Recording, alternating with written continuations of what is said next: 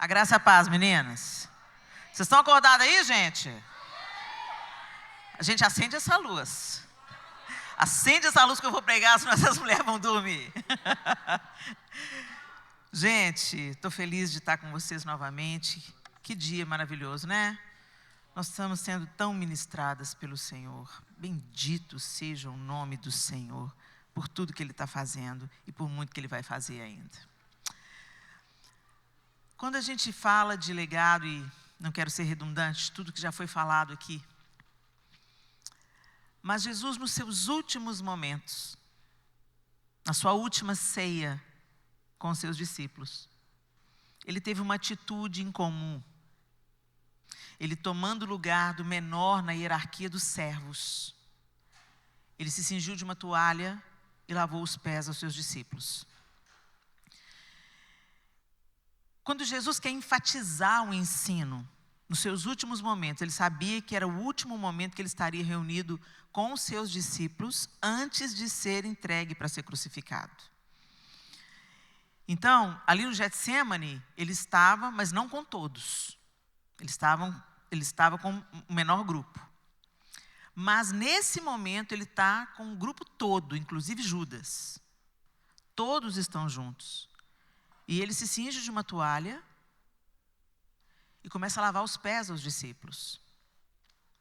Esse trabalho, gente, era o menor na hierarquia dos escravos, dos servos. O menor entre os servos era aquele que lavava os pés. Normalmente, lavar os pés não era uma tarefa fácil para pessoas que andavam longas distâncias a pé, em ruas não pavimentadas, como as que temos hoje, e com estrumes de animais, né, de cavalos, de bois, pela estrada fora. E se tinha esse hábito, os anfitriões tinham esse hábito de oferecer, lavar os pés aos visitantes como um conforto, como um refrigério. E também, certamente, tinha o seu valor nos hábitos de higiene, porque as mesas eram baixas e se assentava ao chão para consumir aquele alimento. Então, muitas vezes a gente vê a mesa da última ceia, né, na visão dos artistas plásticos, todo mundo na cadeira, né, mas provavelmente aquela ceia foi como era naquela época, em mesas baixas, assentados em almofadas ao chão. E quando Jesus dá esse ensino, Ele fala, vocês entendem o que eu fiz? Se eu, sendo mestre e Senhor, vos lavei os pés, façais o mesmo. Se alguém quer ser grande, que seja o menor. Esse é o último ensino de Jesus, a ênfase de Jesus, prestes a ser entregue para ser crucificado. Se eu sei que eu estou condenado à morte, que eu vou morrer, eu vou querer enfatizar para os meus filhos, para os meus discípulos, para o meu marido, aquilo que é mais importante em toda a minha vida. Eu vou dizer ali no meu leito de morte o que é mais importante. E Jesus está nesse momento, e é esse ensino que Ele traz. Se alguém dentre vocês quer ser grande, seja esse o que sirva. Esse é o legado que Jesus deixou para a gente. Serviço. Porque o amor é o que o amor faz. Quando nós amamos, é fácil a gente amar de canções. A gente fala, né? Oh, Senhor, eu te amo. A gente diz a Deus que o ama com as nossas canções, com as nossas camisetas. Mas Ele diz assim na palavra: se vocês fizerem o que eu mando, o que faz o que eu mando, esse é o que me ama. E aquele que me ama será amado por meu Pai. Aquele que tem os meus mandamentos e os obedece, esse é o que me ama. Então, fica claro para a gente que o amor, ele é uma prática. Ele é evidenciado por aquilo que a gente faz e não por aquilo que a gente fala. O marido pode dizer para a mulher que a ama, enquanto ele tem um relacionamento extraconjugal. Quantas vezes em histórias bizarras os maridos vão confessar, não, mas eu amo fulana, eu amo, só que eu amo fulana também. Isso não é amor. Você tem desejo, você tem interesse, você tem atração, mas não é amor. Quem ama é incapaz de ferir o outro. E, gente, está havendo uma distorção tão grande no que é amor, no que significa essa palavra, que hoje eles estão chamando de amor o que é simplesmente a parceria na satisfação de desejos. E aí daí nasce o trisal, né? Que agora não é casal, é trisal. Vocês estão rindo, gente, lá no Brasil já está querendo oficializar esse negócio. Então é uma coisa bizarra, porque não, vamos fazer o seguinte, vamos entrar num consenso aqui, a gente trai com consentimento. Isso não é amor. Isso é o que estão chamando de amor. Isso é desejo desgovernado, um buraco sem fundo. E quanto mais o homem entra, mais ele fica enlameado e mais ele vai se revolvendo com a lama. E aí, a gente encontra uma discípula que entendeu direitinho o que Jesus estava dizendo. Abra sua Bíblia em Atos capítulo 9. A partir do verso 36. Atos 9, 36. O texto diz assim: havia em Jope uma discípula chamada Tabita, que em grego é Dorcas. Sempre fazia o bem às pessoas e ajudava os pobres. Por esse tempo ficou doente e morreu. Seu corpo foi lavado para o sepultamento e colocado numa sala no andar superior. Quando os discípulos souberam que Pedro estava perto de Lida, enviaram 2 homens para lhe suplicar: por favor, venha o mais rápido possível. Então Pedro voltou com eles e assim que chegou foi levado para a sala do andar superior. O cômodo estava cheio de viúvas que choravam e lhe mostravam os vestidos e outras roupas que Dorcas havia feito para elas. Pedro pediu que todos saíssem do quarto. Então ajoelhou-se e orou. Voltando-se para o corpo da mulher, disse: Tabita, levante-se.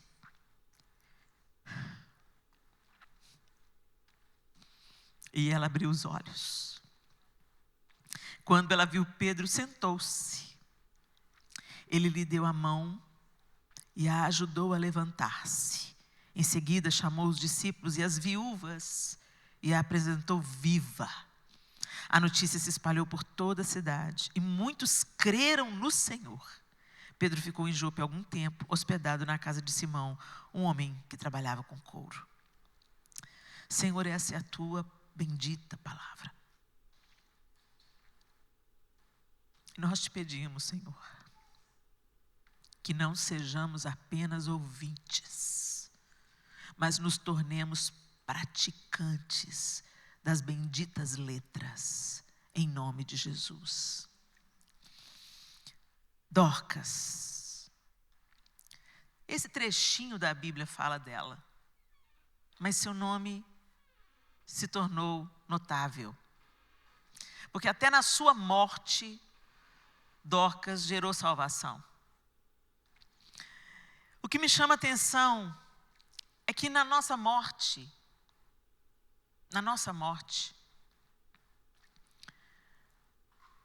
quem vai chorar mesmo a nossa morte são as pessoas às quais a nossa vida tocou de alguma forma. De alguma forma, a sua vida toca alguém. E normalmente, esse tocar na vida de alguém é feito por algum ato que você praticou. Um serviço que você prestou. Um dia difícil que você esteve presente para consolar. A sua constância num serviço prestado. O ato de ouvir a aflição de alguém. Trazer uma palavra de esperança e ânimo para alguém desanimado. No caso de Dorcas, aquelas viúvas choravam porque a vida delas tinha sido alcançada pela bondade, pela misericórdia de Dorcas. Vale lembrar, gente, que nesse contexto aqui, as viúvas eram pessoas vulneráveis. Não é como hoje na nossa sociedade ocidental, que uma viúva, por exemplo, apesar do seu luto, da sua dor, ela pode continuar trabalhando, ela pode arrumar um emprego, ela pode fazer alguma coisa para trazer renda para si. Não era essa a realidade aqui. Primeiro que não havia trabalho para mulheres assim. A mulher era vista naquela sociedade de uma outra maneira, bem diferente daquela vista hoje. E quando uma mulher ficava viúva, não tinha ninguém para cuidar dela. Oficialmente, para simplificar a história, não tinha ninguém por ela. Tanto é que nas leis, o Senhor ordena ao seu povo que quando tem colheita, por exemplo, deixa cair, e as espigas que caem, vocês lembram da história de Ruth e Noemi? As espigas que caem, não cata, porque essas espigas é para os pobres e para as viúvas, para os órfãos, para aqueles em situação de vulnerabilidade. Então, o que caiu no chão não é para você pegar. O que caiu no chão é para que os pobres, as viúvas e os órfãos tenham onde recorrer, onde trazer alimento. Ruth era uma viúva, morando com outra viúva. E ela foi ali para o tempo da colheita. E Boaz até deixou uma dica para os funcionários dele: deixa cair mais espigas, para que isso possa suprir as necessidades das duas viúvas. Então, as viúvas, elas estavam num estado de totalmente dependente. Se elas não tinham filhos, se elas não tinham família para cuidar delas, então, vocês lembram da viúva de Naim? Está saindo o enterro do rapaz, Jesus está passando no caminho, era o filho único de uma viúva. Jesus não teve só misericórdia daquele rapaz dando a ele vida novamente, teve misericórdia da mãe dele. Porque naquele estado, um filho único de uma viúva, ela ia virar quase uma mendiga. Vocês estão entendendo? E essas mulheres eram beneficiadas pelos talentos de Dorcas. Ela fazia vestidos. Então, essas mulheres não precisavam se preocupar com aquilo que iriam vestir.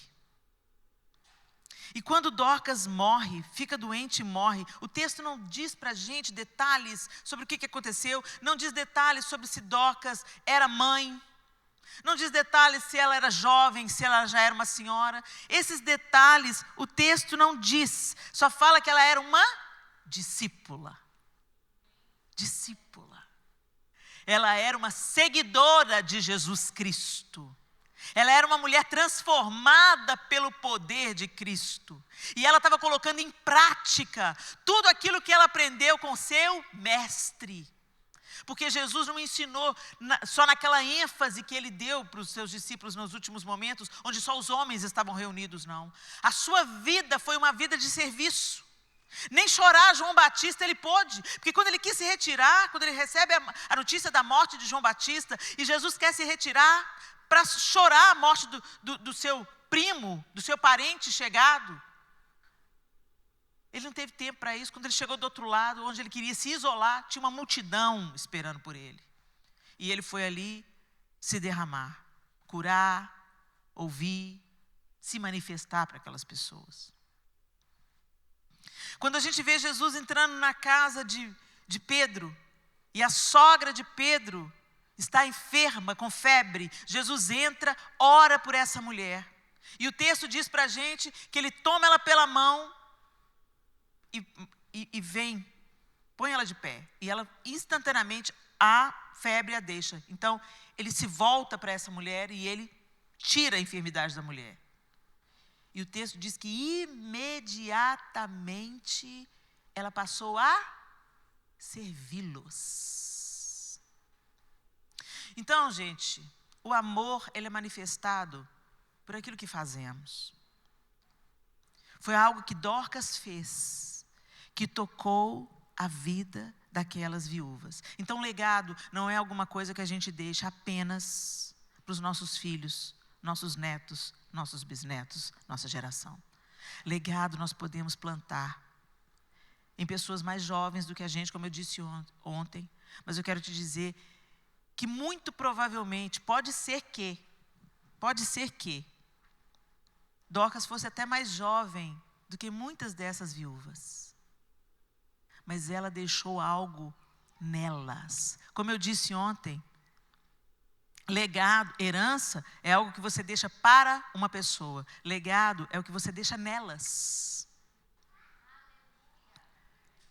E elas estavam lamentando porque a misericórdia, a bondade e o amor de Dorcas se materializou na hora que ela se dispôs a servir com aquilo que ela sabia fazer. E o que ela sabia fazer? Vestidos. Ela começou a servir com aquilo que ela recebeu, com o dom que ela tinha, com aquilo que ela aprendeu. Sabe, a gente fica tentando deixar legado, fazendo coisas mirabolantes, ou querendo trazer fama para o nosso próprio nome.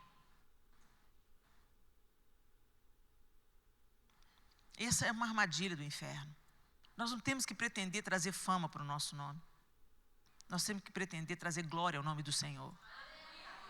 O nosso objetivo é trazer glória ao nome do Senhor. E todas as vezes que nós, vivendo para trazer glória ao Senhor, amarmos as pessoas, isso vai deixar nelas uma semente para a eternidade. O que nós fazemos no Senhor, para o Senhor, não é vão. Mesmo que pareça pequeno aos olhos de algumas pessoas. Talvez você tenha memória de alguém que passou pela sua vida fazendo algo tão simples, mas que quando ela saiu, deixou um buraco tão grande.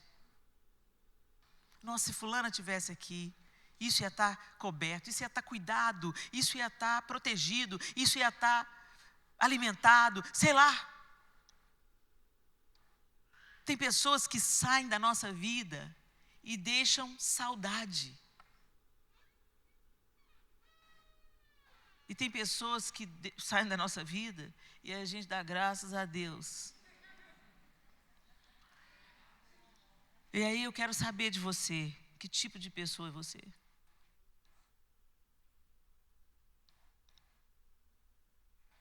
Você deixa um perfume ou você deixa uma mancha?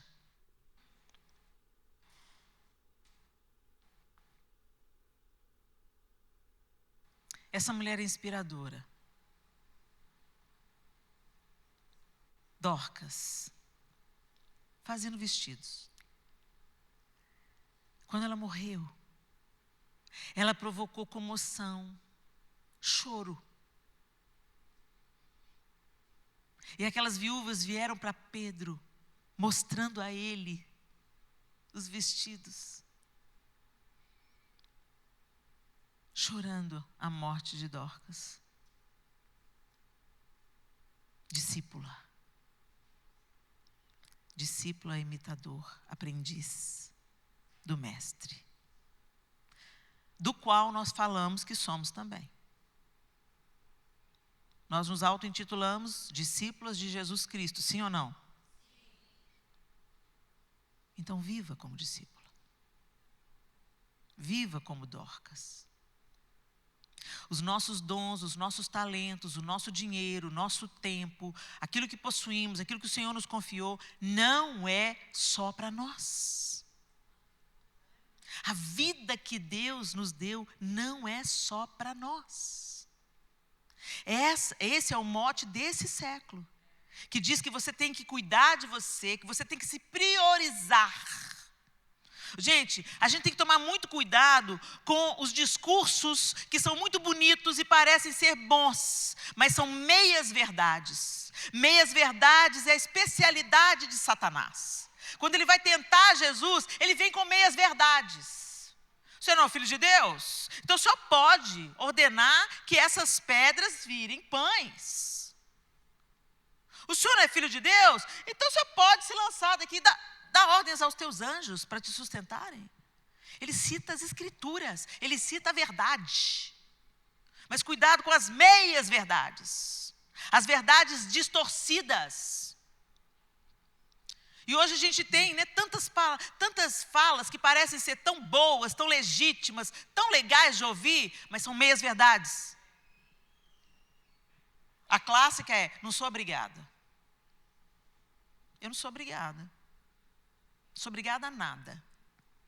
Se você tem um mínimo de responsabilidade, compromisso com o próximo, amor, você é obrigado a um tanto de coisa.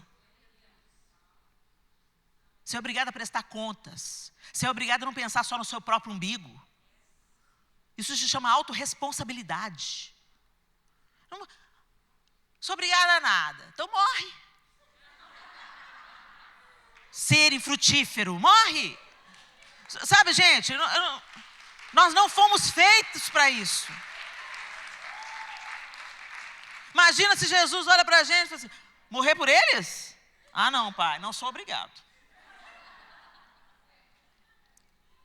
É tão conveniente essas pessoas que dizem isso, mas ela não é obrigada, mas um dia a mãe dela foi obrigada a cuidar dela quando ela nasceu.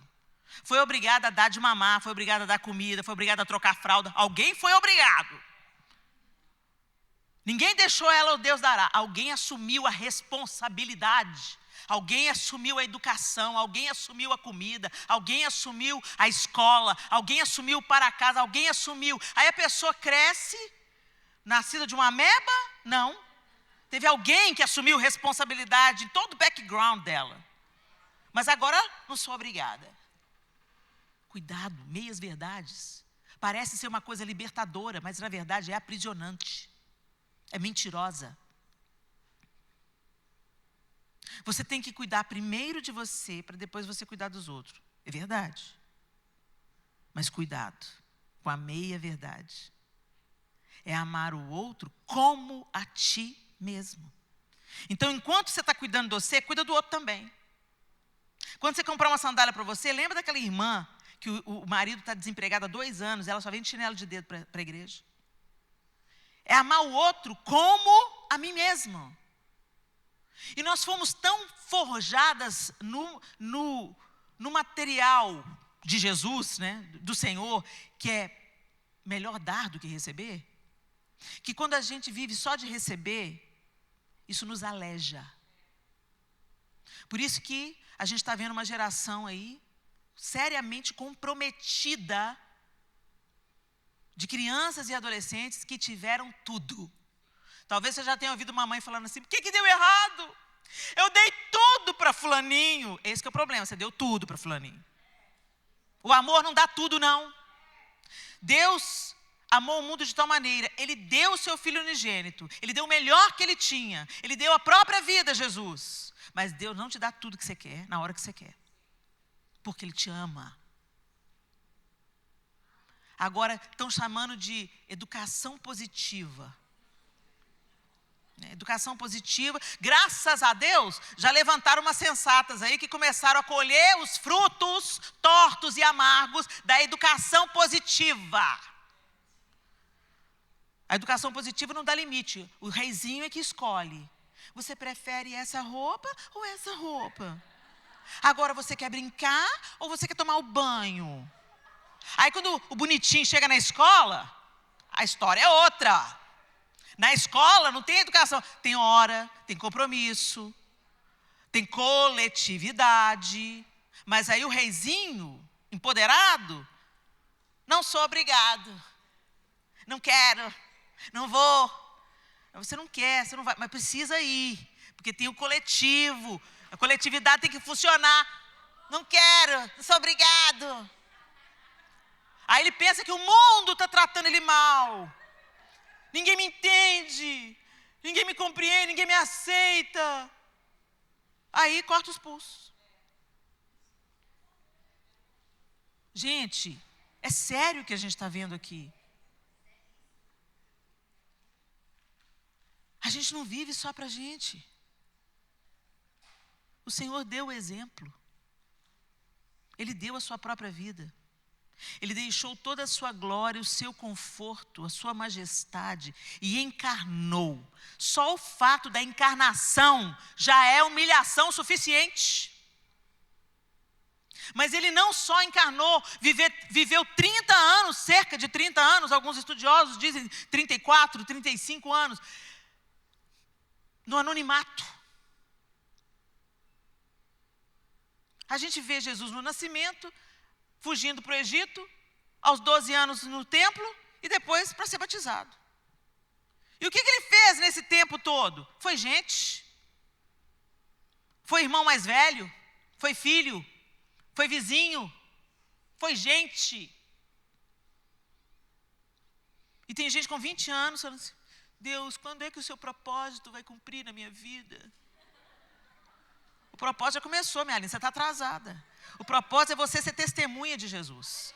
E você não precisa de microfone para isso, você não precisa de visibilidade para isso, você não precisa de ser vista para isso. Você precisa de servir e não ser vista. E Jesus deixou essa ordenança. Ele fala para os seus discípulos. Se eu, sendo mestre e Senhor, tomei esse lugar de lavar os pés de vocês, faz você a mesma coisa. Ah, então tá bom, então eu vou lavar o pé. Não é para você lavar o pé, gente, isso era naquela cultura. Mas você está pronto para lavar o banheiro. Pronto para catar as cadeiras depois do culto. Pronta para fazer a comida. Pronta para visitar o doente. Pronto para se revezar, para limpar a casa de alguém que está internado. Pronto. Onde tem necessidade? Eis-me aqui. Eu tenho que estar tão apta para pegar uma vassoura como eu estou apta para pegar o microfone. Porque senão eu não sou digna dele. Eu não sou digna do meu mestre se eu não tiver a mesma disposição para pegar uma vassoura que eu tenho para pegar no microfone. É onde há necessidade. Jesus era assim, ele andava por toda parte, fazendo o bem, fazendo milagres, manifestando sinais e maravilhas. E onde ele se manifestava? Onde precisava dele.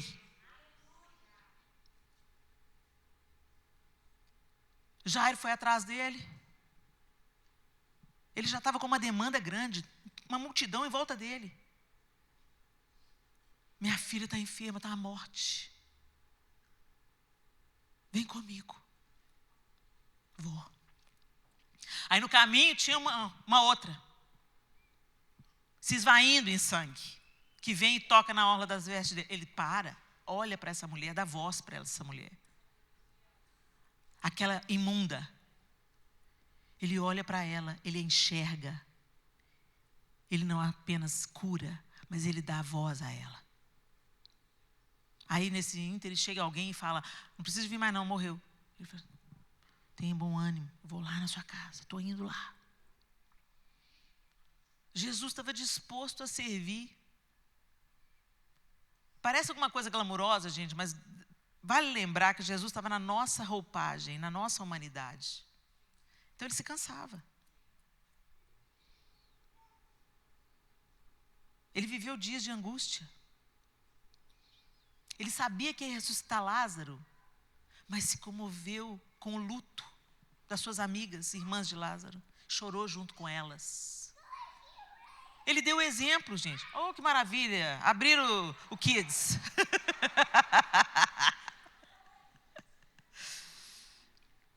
Ele deu o exemplo. Ele mostrou na prática. Crianças.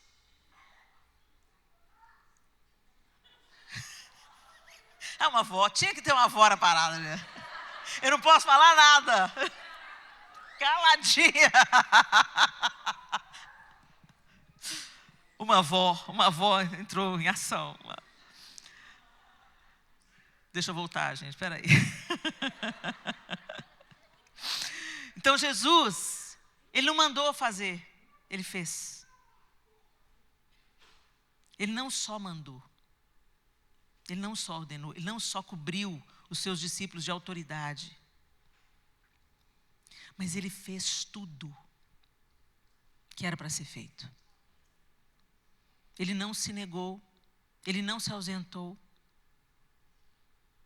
E quando ele quer enfatizar o seu último ensino, ele fala, se eu, sendo mestre e Senhor, vos lavei os pés, façam o mesmo. Sirvam onde há necessidade. Sejam refrigério na vida de alguém. Sejam esperança na vida de alguém. Sejam alívio na vida de alguém. E é nisso que a gente deixa um legado. É nisso que somos conhecidas como discípulas de Jesus Cristo. Então o amor e a devoção que nós dizemos ter pelo Senhor, ele tem que ser transformado em um amor prático, em uma atitude de amor, porque o amor é o que o amor faz. É muito fácil a gente dizer, eu amo. Eu amo os vulneráveis. mas não senta com eles. Eu amo fazer o bem, então faça. Há um tempo atrás, eu fiquei sabendo de uma pesquisa, de um experimento, na verdade, que alguns psicólogos fizeram com um grupo de pessoas que não respondiam ao tratamento medicamentoso da depressão.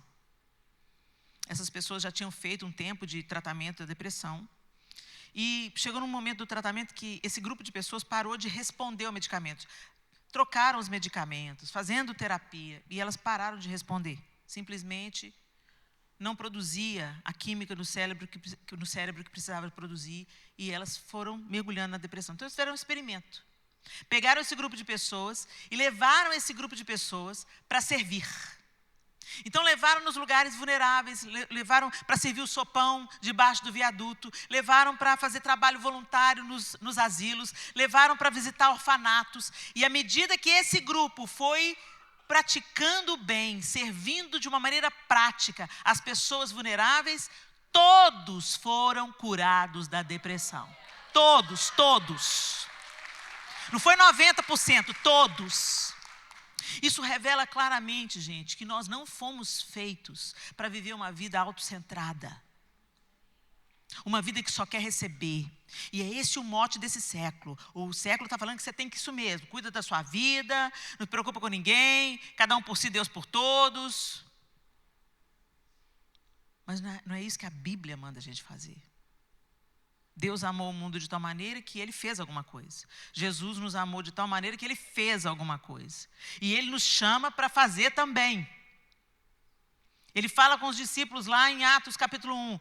Mas recebereis poder ao descer sobre vocês o Espírito Santo. Para quê? Para vocês ficar rodando no poder, caindo no poder? Não. Para serem minhas testemunhas.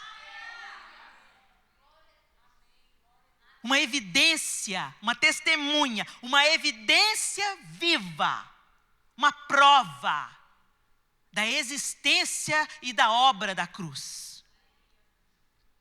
É para isso que nós fomos chamadas. E esse legado não atinge só os nossos filhos. Atinge pessoas mais velhas do que nós, atinge pessoas da mesma idade que nós, atinge pessoas que a gente nem vai saber o nome. O que Deus faz com a sua disponibilidade, com o seu serviço, não é com você, é com Ele. Quem Ele vai atingir é com Ele. Mas tem que ter uma disponibilidade, tem que ter uma ação, tem que ter uma intencionalidade, uma disposição. A gente fala assim, eis-me aqui, Senhor, eis-me aqui. Mas tem que fazer do meu jeito. Se não for para cantar, se não for para tocar bateria, né, pastor? Você pensa? Pastor Everton, se Deus me tirar de trás da bateria, que Ele me leve. Oh, gente, graças a Deus que Deus não escuta as nossas orações besta, né? Aquelas orações, na hora que o Espírito Santo vai traduzir, fala, papai, ó, deixa passar. Graças a Deus que o Senhor não escuta algumas das nossas orações absurdas, né? Acho que Ele pensa assim, daqui a pouco você melhora. A gente quer dar ordens para Deus de como Ele vai nos usar. Quando eu olho para os discípulos, os primeiros discípulos, eles deixaram tudo o que eles estavam fazendo. Imediatamente. É radical. É o que a Karina compartilhou com a gente aqui. É tão radical que a gente nem se reconhece. É tão radical que choca todo mundo que está em volta. Eles vão chamar de fanatismo. Mas foi isso que os primeiros discípulos fizeram. Eles foram radicais em amar. Radicais em testemunhar. E por testemunharem que Jesus ressuscitou, foram mortos. Por não abrirem mão da verdade, foram mortos. Só João foi exilado. Os outros todos foram martirizados por contar a verdade. Haja o que houver. O apóstolo Paulo de perseguidor, passou a ser fervorosamente um seguidor de Cristo. Nesse ano nós fizemos os caminhos da primeira viagem missionária de Paulo. E é inevitável, porque a gente sai do continente da Turquia ali e vai para a ilha de Chipre, na primeira viagem missionária. E aí você chega na ilha de Chipre, ele atravessa a ilha. De uma ponta, ele chega numa cidade, então ele vem de navio. Eu fiz o trajeto de avião. Ele vem de barco, com o mar revolto. Aí desce na ilha. Aí, ele e Barnabé atravessam a ilha. Gente, é muito chão. A gente fez de ônibus, a gente ficou cansado. Anos para fazer a primeira viagem missionária, andando a pé. Longas distâncias. E eu fiquei imaginando, olhando naquelas campinas, aqueles descampados assim. Meu Deus, onde que eles dormiam? Como é que eles comiam?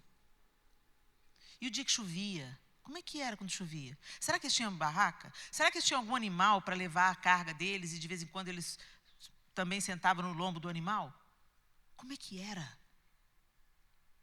Eu só sei de uma coisa, gente, era sacrificial. Era sacrificial. Custou tudo. Custou a vida. E esse é o legado do cristianismo. Morrer alegremente. Quem quiser vir após mim, negue-se a si mesmo. Não tem jeito de você seguir a Cristo sem negar a você mesma. Então você não faz o que você prefere, você faz o que precisa ser feito para que as pessoas sejam alcançadas pelo amor de Deus através do seu serviço. É tão mais fácil a gente fazer um cheque. É tão mais fácil a gente dar uma oferta missionária. E elas são importantes. Mas difícil mesmo é largar a vida e ser um missionário. Eu tenho uma amiga que foi chamada pelo Senhor para o Níger. O Níger é um dos países mais pobres do mundo, do planeta. E o território que ela tem uma casa de nutrição chama ONG Love Hills. Depois vocês podem procurar no Instagram a ONG Love Hills. É a Jéssica Delino. Ela e o marido, que era muçulmano, se converteu ao cristianismo, lá do Níger. Hoje eles são missionários e cuidam da Casa Nutri. Então eles tiram crianças de extremo estado de subnutrição, né, de desnutrição severa. Então, assim, a Jéssica, ela conta que quando ela chegou para abrir aquela obra, para se juntar um pessoal que já estava trabalhando lá com a questão da desnutrição, chegou uma criança em estado gravíssimo. E ela começou a orar pela criança. Ela falou: Senhor, eu acabei de chegar aqui, o Senhor não vai deixar essa menina morrer, Senhor. Não deixa essa menina morrer. E a menina morreu. E ela falou: Senhor, é para isso que o Senhor me trouxe aqui? É. Para você ser um lampejo de esperança onde a morte está reinando. A gente quer que o Senhor livre a gente, né? Não, Senhor, eu vou lá te servir, mas que ninguém morra, que ninguém... Né? Tudo vai sair do jeito que eu quero. Eu vou impor as mãos e a criança não vai morrer. Sim, vão ter momentos que os milagres vão acontecer, porque o Senhor tem os seus planos. Mas tem momentos que você vai ter que ser a esperança na vida de uma mãe que está enterrando o filho. E ela falou assim: Helena, eu pensei que eu nunca ia dar conta. Eu tinha sempre um coração fraco para esse negócio. Ainda mais criança, Helena. Mas Deus mudou as minhas vestes. Deus quer nos usar onde nós precisamos ser usados, minhas irmãs. Deus quer alcançar pessoas através do seu serviço, através da sua disponibilidade, através da sua presença. É lindo a gente ver essas meninas cantando aqui, e nós somos tão abençoadas pelas vozes lindas que elas têm. Mas elas precisam de cantar na beira de uma cama, de alguém que está perdendo as esperanças. Elas precisam de cantar num velório, para trazer consolo para os corações dos enlutados. A gente tem que estar disposto a cantar num asilo. Onde foi que o cristianismo no Ocidente trocou o negue-se a si mesmo pelo eu quero ser notável? O legado que a gente deixa não é por nós, não é para o nosso nome ser lembrado. Já dizia a música dos Arrais, né?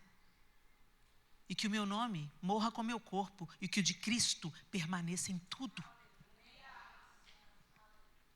Nós somos tão vaidosos e muitas vezes usamos o chamado, a vocação, o dom que recebemos para chamar a atenção para nós mesmos.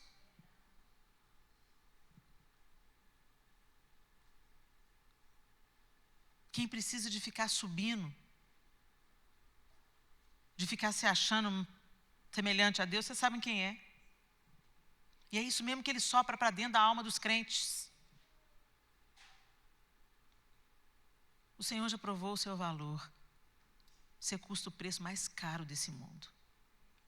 Você custa o sangue de Cristo.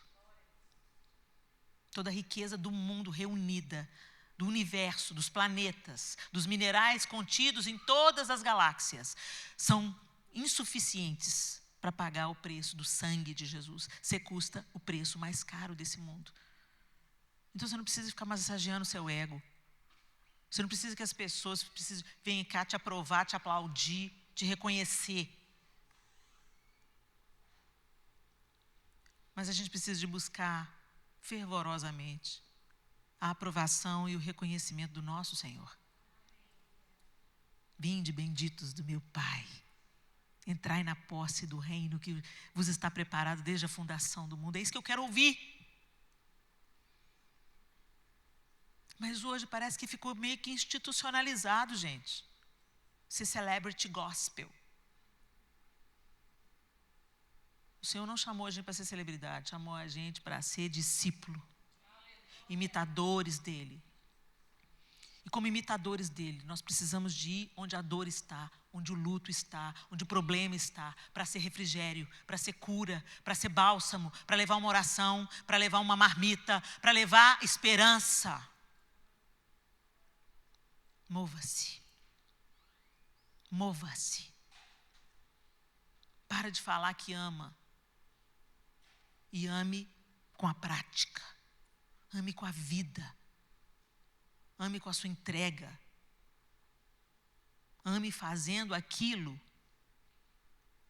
que a maioria não está disposta a fazer. Porque dá trabalho. No ano passado, o João foi diagnosticado com um câncer. O que foi uma notícia terrível. Ele foi fazer um exame de rotina, não estava sentindo absolutamente nada. O médico identificou um nódulo, pediu ressonância, pediu biópsia. 4 tumores. Um câncer agressivo. Tinha que ser operado em 30 dias. Aí a gente passa, né, aqueles turbilhões.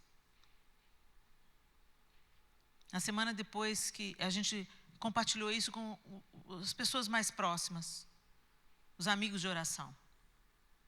E eles se colocaram em posição de oração pelo João. E um desses amigos de oração foi um ex-aluno nosso do CTMDT, que hoje é pastor, é um líder que eu respeito. Eu falo que ele foi meu aluno e hoje ele é meu professor. Ele é Jesus de novo. Como ele está engajado com aqueles vulneráveis, como ele vai onde o povo precisa, como ele carrega um óleo de alegria, como ele chega e ele muda o ambiente com a presença dele. Ele carrega a presença do Senhor. É uma coisa linda de ver. E aí ele mandou uma mensagem para mim e falou assim: Dona Mãe, você vai estar em casa aí? Vai, né? Porque o chefe está operado. Eu falei assim: o chefe está operado. Tinha uma semana que o João tinha feito a cirurgia. Estava de repouso. O Adriano pegou um ônibus. Saiu do Rio de Janeiro. e foi para Belo Horizonte. Viajou a noite toda, chegou lá de manhãzinha, pegou um Uber, foi para minha casa, e já chegou enchendo a casa de alegria, já chegou falando coisas do céu, coisas que edificam, coisas que tiram o medo, sabe? Colocando os olhos na esperança. Eu vim cozinhar para vocês. Cozinhar para a gente? É. O que é que você não pode comer, João? Ah, o João falou, não posso comer isso. Beleza. Vou fazer um cuscuz marroquino, é isso que chama? Acho que é isso. Vou fazer um cuscuz marroquino com você, para o seu jeito. Não tinha os ingredientes, não tinha cuscuzeira. Ele saiu, foi lá no supermercado, com o dinheiro dele. Comprou a cuscuz. Eu falei, não tem, deixa comigo. Foi lá, comprou, trouxe. Foi para a minha cozinha. Helena, não me atrapalha não, Helena. Deixa, me fala aqui onde que é. Carioca, né, gente? Ele chega e se espalha. Aí eu, tá bom, Adriano. Deixei a cozinha toda para ele. Gente, das compras à mesa posta, ele fez. E eu, comovida. Você não acredita que esse menino está fazendo isso? Aquela comida deliciosa. A gente se assentou à mesa, eu, o João, ele, a Sofia, que é a filha que ainda mora com a gente. E nós nos deliciando com aquela comida saborosa e com as conversas que edificam. Não falamos nada da doença. Falamos de vida, falamos de esperança, falamos de futuro, falamos de Deus.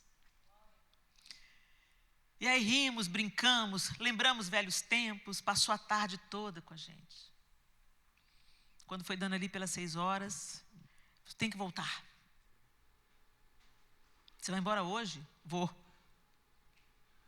Já cumpri minha missão, mas deixa eu orar com vocês antes. Orou por nós. Olhou para o João e falou, João, não se atribule. Deus permitiu essa doença para te livrar de uma morte repentina.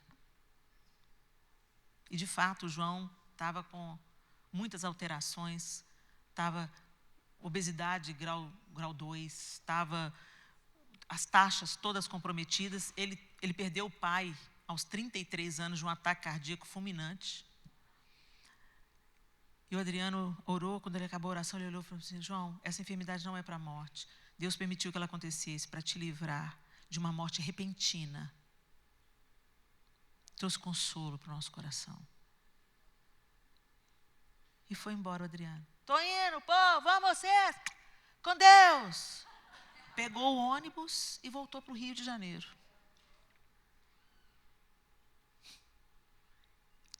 Enquanto eu viver,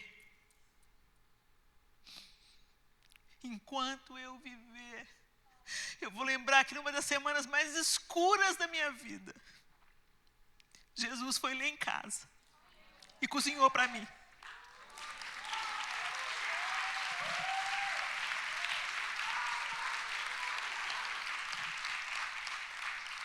Isso é ser testemunha. Ser Jesus na vida do outro, fazer o que ele faria, viver como ele vivia, ir onde ele iria. Isso é ser testemunha de Jesus. Falar do amor dele é fácil. Mas nem todo que diz Senhor, Senhor entrará no reino dos céus. Mas aquele que faz a vontade do meu Pai. A vontade do Pai é que nós sejamos frutíferas. O Adriano deixou legado em mim. Enquanto eu viver, isso vai alegrar o meu coração e eu vou contar para os meus filhos e para os meus netos e para os meus bisnetos, se eu tiver a chance. Que um dia Jesus me amou pessoalmente através de uma pessoa. Feche os seus olhos.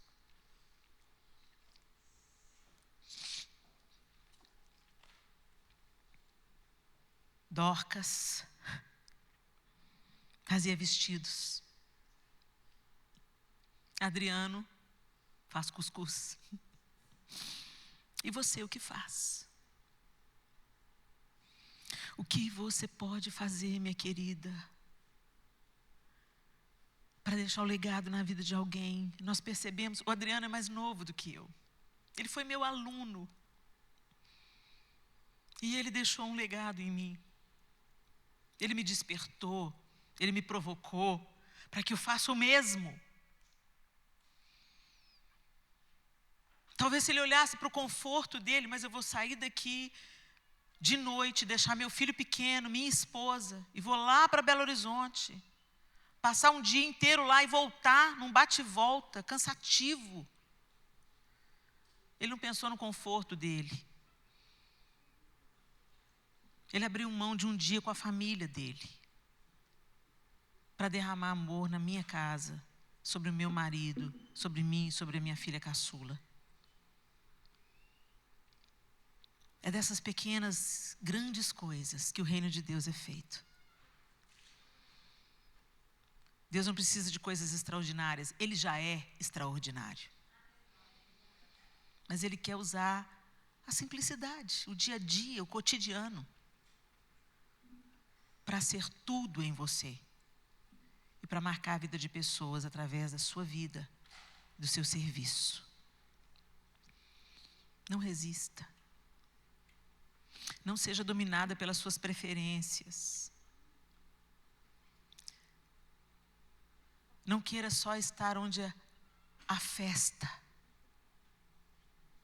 É tão fácil a gente querer ir para uma festa. E tão difícil a gente querer visitar uma pessoa que perdeu alguém. O que eu vou falar? Às vezes não precisa falar nada. Chega, faz uma comida para aquela pessoa. Abraça. Escuta. Deixa ela falar, só escuta. Deus se manifesta de uma maneira enorme através de pequenas coisas. Que o nosso legado como cristãs seja deixado em todos aqueles que nós pudermos alcançar com a face amorosa de Jesus, amando, fazendo, amando na prática, em nome de Jesus. Senhor, nós te amamos, mas não queremos te amar só de lábios, mas fazendo a vontade do Pai. O Senhor sabe e nos ensinou que melhor é dar do que receber. Quantos estão adoentados porque retêm ao invés de compartilhar? Porque escolhem os lugares mais fáceis e mais prazerosos e se negam a ir na casa da tristeza, do luto, da dor. O que o Senhor nos deu, nós queremos compartilhar, Senhor. Aguça os nossos ouvidos espirituais para ouvirmos e discernirmos a Tua voz, que amorosamente nos envia àqueles que estão necessitados. Abre os nossos olhos, Senhor, para que a gente possa perceber muito além das nossas próprias necessidades pessoais. Abra as portas da nossa casa para ser uma casa de acolhimento e de esperança para aqueles que estão em desespero e dor. Que a nossa mesa seja lugar de cura, de restauração, de esperança. Que os nossos pés se apressem a ir onde o Senhor iria, abraçar quem o Senhor abraçaria. Nós não queremos nos fechar num gueto religioso, mas queremos sim nos abastecer como família aqui, para sair por aquelas portas e transbordar o seu amor na prática. O Senhor nos ensinou o amor do Pai encarnando, vivendo entre nós, vestido da nossa humanidade. O Senhor se igualou a nós para demonstrar o seu grande amor. que a gente também esteja disposto a descer, a caminhar longas jornadas, a nos gastar para glorificar o Teu nome, e apenas o Teu nome. Nos ajude, Espírito Santo, e nos conduza a este lugar de obediência e de amor prático. Em nome de Jesus. Amém e amém.